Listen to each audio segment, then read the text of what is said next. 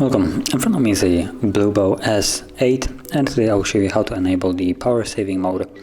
So to get started, let's go into the settings, scroll down to battery, and in here you will have the battery saving settings. So you have the all-time power saving, optimize system process for regular use, and that only yields us about 15 hours. It counts it, I believe, from right now, which is the 69% battery. Nice. So right now we have the smart power saving, which gives us 19 hours of remaining battery. Oh, and it's down to 68 now.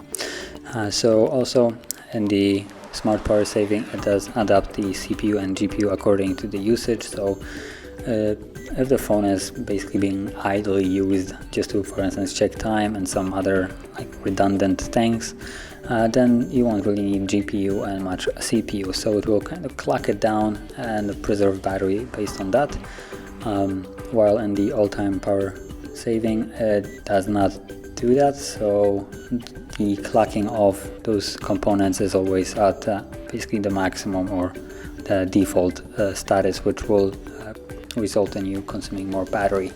And then you also have the ultra power saving, which does reduce a lot of the features of the device. So only calling and SMS features will be active. And if you enable this, I believe, yep, there we go, it will reload it because I don't want localization. So if we leave it, you can see that right now the brightness is way down, and it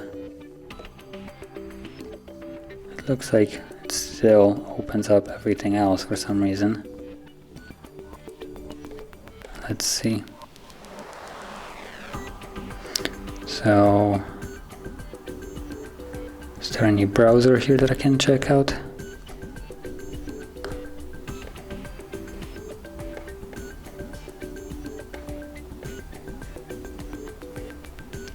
It already looks like more is working than it should based on the description, but as you can also see, it yields us way more time, so 1 day and 13 hours. Now during this it also messes up the time remaining on other ones. As you can see right now, the smart power saving, which was previously about, what was it, like 16 hours or something like that, now it's 20, so it will just go back to normal after a moment. But yeah, in normal circumstances, it should only allow you to call and receive SMSs, and I believe also changes a lot of other things, that how the operating system works, but for some reason didn't happen.